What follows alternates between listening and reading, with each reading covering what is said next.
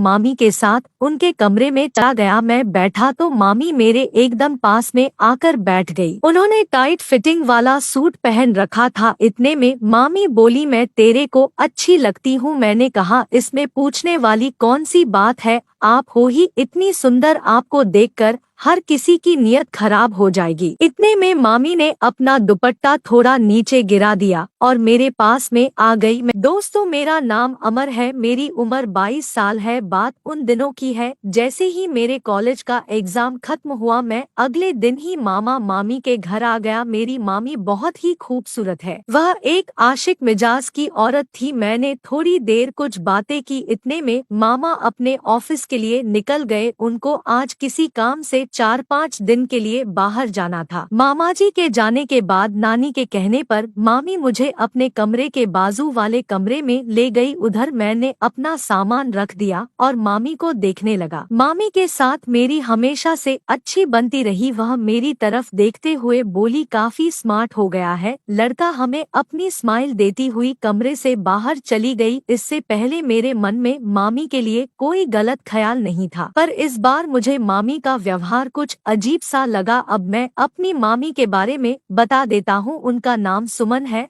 वह दिखने में बहुत ही सुंदर है। उनकी अदा एक कातिलाना है। उनका फिगर 34-30-36 का है। मेरी मामी दिखने में अप्सरा से कम नहीं लगती। इस बार मामी को देखने के बाद मेरे मन में काफी उथल पुथल मच रही थी। तभी नानी की आवाज आई और उन्होंने मुझे नहाने के लिए बोल दिया। मैं मामा वाले कमरे में जाकर नहाने लगा। जल्दबाजी में मैं तौलिया ले जाना भूल गया था। मैंने जोर से आवाज लगाई, कोई है, मुझे तौलिया दे दो। इतने में मामी की आवाज आई, रुक जाओ, दे रही हूँ। वह बाहर से तौलिया लेकर आए और मुझे आवाज देकर तौलिया दे दिया। मैंने यह दरवाजा खोला और उनके हाथ से तौलिया लेने लगा। मैंने उनका ध्यान भंग करते हुए कहा, लाओ तौलिया दो। मामी, आप क्या देख रही हो? वह बोली, कुछ नहीं, कहकर मुझे तौलिया देकर अपना पल्लू नीचे गिराते हुए कमरे के बेड पर बैठ गई। मैं कपड़े पहनकर बाहर आया तो मामी मेरे साथ बातें करने लगी। वह बोली, तू तो बहुत ही बड़ा हो गया है। मैं हंस दिया। मेरी मामी के साथ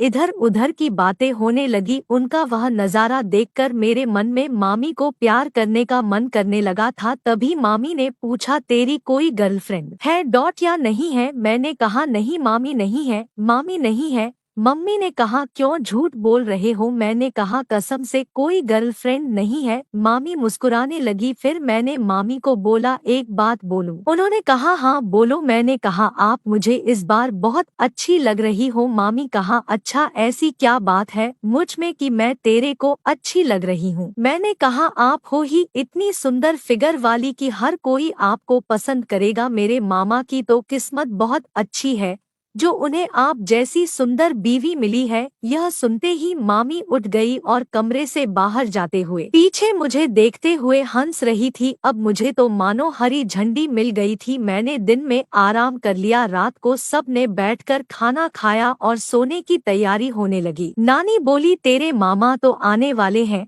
नहीं तो मामी के पास ही सो जाना। मैंने उन्हें हामी भर दी और मामी के साथ उनके कमरे में चला गया। मैं बैठा तो मामी मेरे एकदम पास में आकर बैठ गई। उन्होंने टाइट फिटिंग वाला सूट पहन रखा था। इतने में मामी बोली, मैं तेरे को अच्छी लगती हूँ। मैंने कहा, इसमें पूछने वाली कौन सी बात है, आप हो ही इतनी सुंदर, आपको देखकर हर किसी की नीयत खराब हो जाएगी। इतने में मामी ने अपना दुपट्टा थोड़ा नीचे गिरा दिया और मेरे पास में आ गई। मैं तीरछ नजर से वह नजारा देखने लगा। सच में बड़ा मस्त नजारा था। मेरा ध्यान भंग करते हुए बोली, क्या देख रहे हो? मैं मामी से बोला, मैं आपको बहुत पसंद करता हूँ, मुझे आपकी रोज याद आती है, पर क्या करूँ, कुछ समझ नहीं आता। मामी ने मुझसे कहा, हाँ मैं भी तुम्हें बहुत पसंद करती हूँ। तेरे मामा ऑफिस के चक्कर में मेरे को समय नहीं दे पाते। इतना सुनते ही मैंने मामी को आई लव यू बोल दिया। उन्होंने भी मुझे आई लव यू टू कहा और बोली, ले आज से तेरी मम्मी तेरी गर्लफ्रेंड हो गई। और फिर मैंने देर न करते हुए मामी को प्यार करने लगा। मामी मेरे प्यार से बहुत खुश हो गई।